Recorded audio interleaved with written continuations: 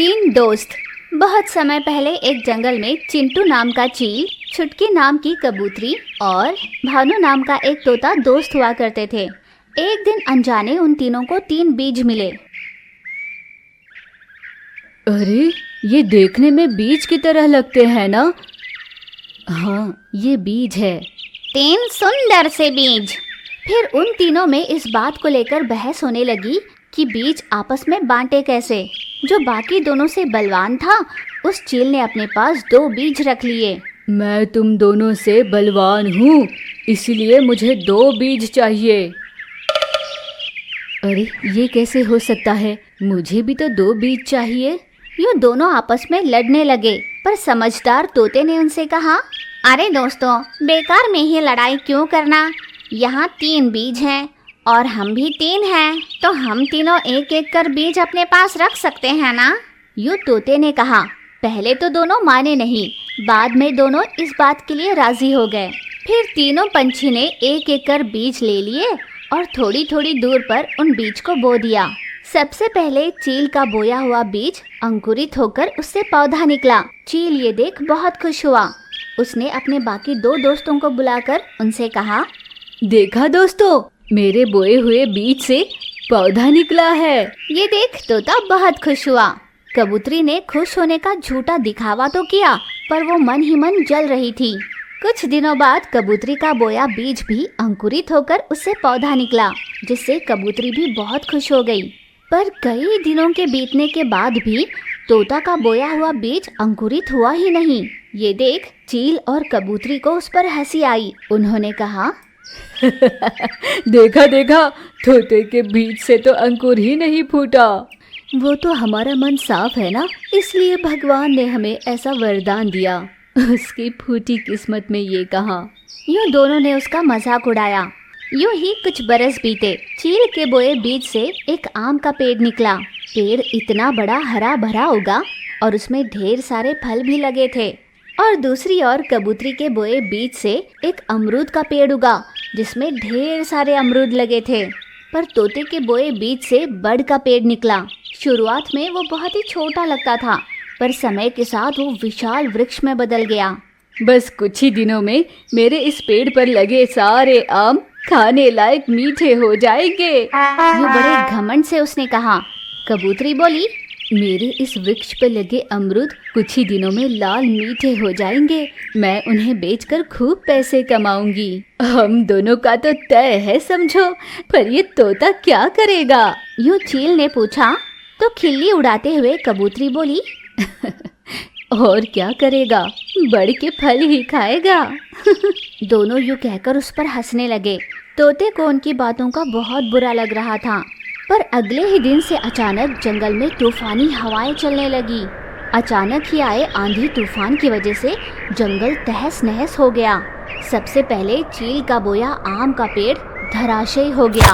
उसके बाद कबूतरी का बोया अमरूद का पेड़ जड़ से उखड़ गया, जिससे चील और कबूतरी के समझ में कुछ नहीं आया। वे दोनों एक दूसरे का मुंह ताकते रहे। पर तोते का बोया बड़ का वृक्ष चट्टान की तरह स्थिर खड़ा हुआ था। चील और कबूतरी के समझ में नहीं आया कि वे कहाँ जाए। तोते के पास जाकर उन्होंने कहा, हमें क्षमा कर दो। इस सृष्टि में कोई भी वृक्ष, कोई भी जीव अनावश्यक नहीं होता। हम समझ गए हैं। हाँ, हम बाहर रहेंगे तो जीवित नहीं रहेंगे। हम पर कृपा करो, हमें आसरा दे दो। यूँ दोनों ने विनती की तो तोता उनकी बात मान गया। मजबूत बड़ के पेड़ की वजह से वे तीनों सुरक्षित रह पाए।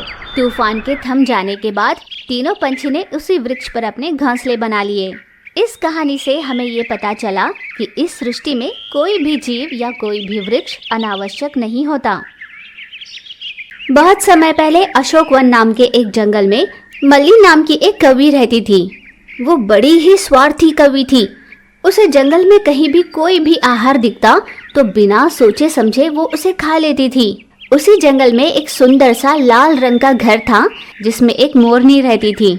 उसके साथ साथ उस घर में उसकी दादी मोरनी भी रहती थी। चूंकि बूढ़ी दादी अपनी जिंदगी के आखिरी पड़ाव पर थी, वो जाने से पहले अपना मनपसंद एप्पल जाम खाना चाहती थी।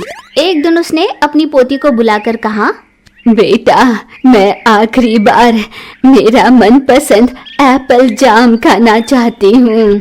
क्या तुम मेरी आखिरी इच्छा पूरी करोगी? बूढ़ी दादी ने बड़े आस से पूछा।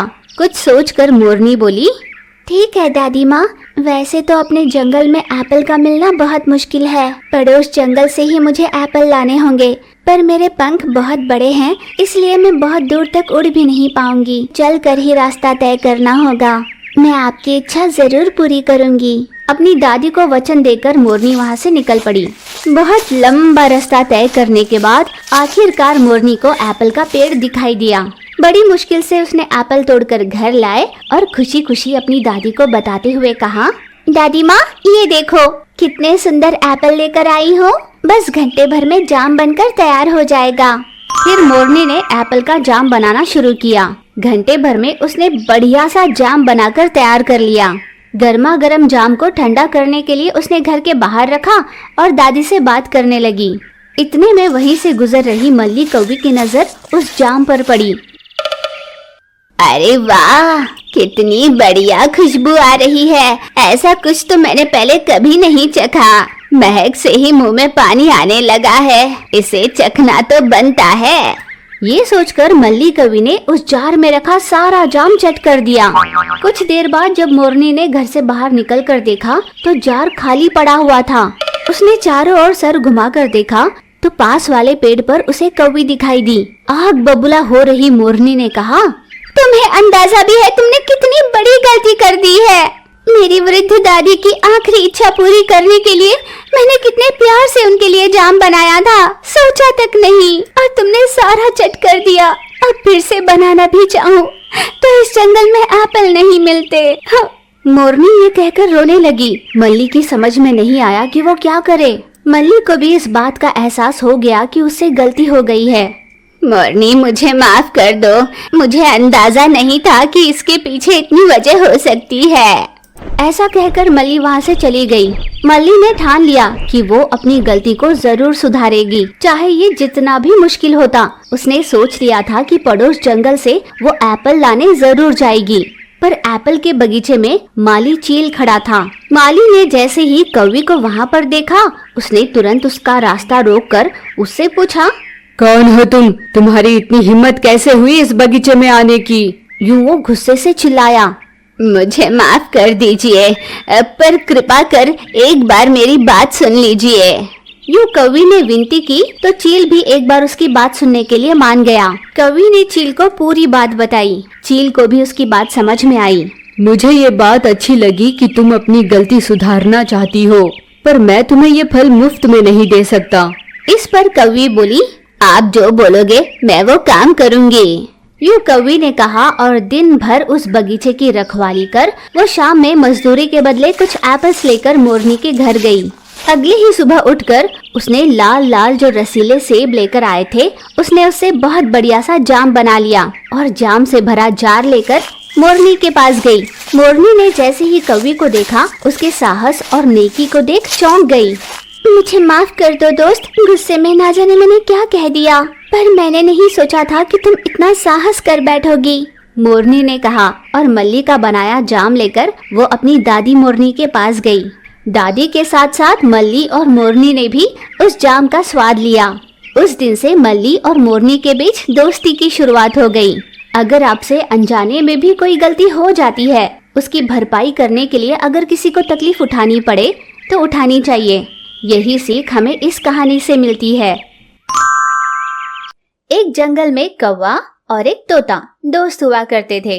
बचपन से ही साथ में पले बड़े इन दो दोस्तों ने बड़े होकर भी अपनी दोस्ती जारी रखी। उन दोनों की शादी भी हो गई, पर उनकी दोस्ती की गहराई कम नहीं हुई। यूं इन दोनों की दोस्ती को बचपन से देखती आ रही एक दादी शुतुरमुर्ग ने उन्हें अपने पास बुलाकर कहा, सुनो बच्चों, मैं तुम दोनों को बचपन से देखती आ रही हूँ। इतने बड़े हो गए हो, पर तुम्हारी दोस्ती में कभी कोई कमी नहीं आई। खुशी की बात है कि तुम्हारी इस दोस्ती को समझने वाली और साथ देने वाली पत्नियां भी मिली है तुम्हें। पर ना जाने विधाता की क्या मर्जी है कि इस कौवे को संतान नहीं हो रहे और तोते के जने बच्चे जीवित नहीं रह पाते। क्या पता भगवान ने क्यों ऐसा दुर्भाग्य लिखा है। यूं नसीब को कोसती हुई दादी ने कहा। हाँ दादी, सही कहा आपने। इस कौवे की तरह मेरे बच्चे ना होते तो भी सही था, पर बच्चों को जन्म देकर उन्हें अपनी आंखों के सामने मरता देख मेरी पत्नी के दिलो दिमाग पर बुरा असर हो रहा है। डर है कि कहीं ये उसे पागल न कर दें। अरे यार चुप कर, अब तू ही हिम्मत हारेगा तो भाभी को कौन संभालेगा बता। हमने सब ऊपर वाले पर छोड़ा है ना, देखते हैं उसने क्या लिखा है अपनी किस्मत में। अपने दोस्त का उदास चेहरा देख कौवे ने उसे धीरज दिया। यूं दोनों दोस्त बिना संतान के निरुत्साह जीवन जी रहे थे। यूं ही कुछ समय बीता और कौवे की किस्मत चमक गई। उसके घर एक नन्हे ने जन्म लिया। जहां उसे देख कौवा और कौवी के चेहरे पर खुशी छा गई थी, वहीं तोती को कौवे के घर बरसों बाद आई नन्हे की खुशी तो थी, पर उसके घर जन्म लेने वाला नन्हा जीवित रहेगा या नहीं, इस बात की चिंता ने उसे और भी बीमार कर दिया था। शैयाग्रस्त हो चुकी तोती से मिलने कौवा और उसकी पत्नी गए। बिस्तर पर लेटी तोती से कौवे ने कहा, बहना, यूं अपने होने वाले संतान को लेकर इतनी चिंता करती रहोगी तो सेहत कैसे ठीक होगी। शादी के इतने सालों बाद भगवान ने हमें संतान दी, देखना वो जरूर तुम्हारे घर भी खुशियां लाएंगे, चिंता मत करो। नहीं भैया, मेरे नसीब में वो खुशी नहीं। वो रोए जा रही थी। तब कवि ने कहा, भाभी, आज तक हमने खुशी और गम को मिलकर बांट लिया है। आज भी हम इस नन्हे के जन्म की खुशी साथ में मनाएंगे। चाहो तो आप इसे पाल लो। क्या? बरसों बाद हुए अपने नन्हे को तुम इसे दोगी? कोई बात नहीं दादी, भगवान की इच्छा हुई तो वो फिर से हमारा घर नन्हे की किलकारी से गूंज उठाएगा, और ऐसा ना भी हुआ तो कोई बात नहीं। मेरा नन्हा मेरी भाभी के पास पलेगा, उसे 2 माओं का प्यार मिलेगा, और क्या चाहिए। यूं एक माँ ने संतान सुख से वंचित दूसरी माँ की जान बचाने के लिए अपनी ममता का त्याग किया। इस तरह कौवे का लाडला तोता और तोते के घर लाडों से पलने लगा। नन्हे कौवे के आने से तोते की किस्मत चमक गई और वो कम समय में ही करोड़पति बन गया। उसने अपनी संपत्ति का आधा हिस्सा अपने दोस्त कौवे को देना चाहा, पर दोस्त कौवा इसके लिए नहीं माना। उसकी आत्मसम्मान को ठेस न पहुंचे, इसलिए तोते ने उसे अपने यहाँ नौकरी पर रखा और तनख्वाह के रूप में उसका कर्ज चुकाने लगा। समय बीत रहा था। अब नन्हा कौवा बड़ा हो चुका था, पर खूब लाड़ प्यार से पला नन्हा कौवा बहुत घमंडी हो गया था।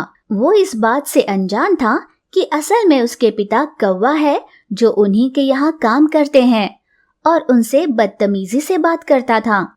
सुनो, माना कि आप मेरे पिता के दोस्त हो, पर इसका ये मतलब नहीं कि बिना काम के भी आपको पैसे मिलेंगे। वो दिन गए। अब जायदाद और फैक्ट्री की सारी जिम्मेदारी मुझ पर है। मैं वो नहीं जो पिताजी की तरह आप जैसे सीनियर सिटीजन को काम न करने पर भी मुफ्त में तनख्वाह दूं। इसीलिए कहता हूँ, अगर काम करने की ताकत नहीं है तो घर पर बैठे रहो। यहाँ आराम से बैठकर मुफ्त की रोटी मत तोड़ो। यूं इस बात से अनजान कि वो उसके पिता है, बूढ़े कौवे से बदतमीजी से बात की बेटे कौवे ने। वहाँ बीमारी के चलते तोता और तोती ने फैक्ट्री का सारा कारोबार बेटे पर छोड़ दिया था। कौवे की पत्नी कौवी का बरसों पहले ही निधन हो चुका था, जिस वजह से कौवा बेचारा घर पर अकेला रहने से बचने के लिए ही फैक्ट्री आया करता था। पर अब घमंड में अंधे बेटे कौवे के कारण वो भी छूट चुका था, इसीलिए घर पर वो अकेला ही रहने लगा। कुछ दिनों बाद जब तोते को अपने बेटे कौवे की करतूत के बारे में पता चला तो उसने कहा, ये मैं क्या सुन रहा हूँ?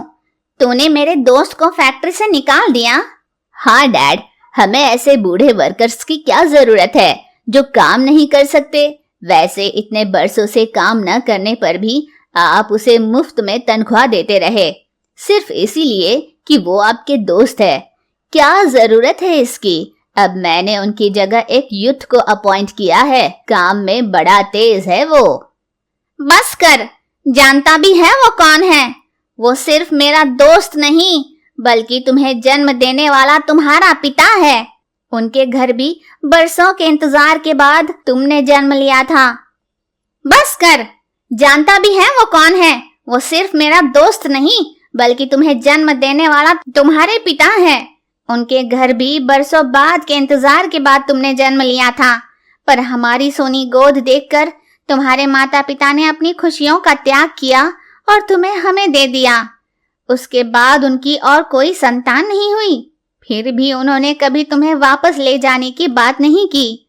और तुम हो कि पैसों का घमंड इतना सर चढ़ा है, तुमने अपने ही पिता को अपमानित कर यहाँ से भेज दिया। ये आप क्या कह रहे हो डैड? वो मेरे पिता? तो आपने ये बात मुझसे क्यों छुपाई?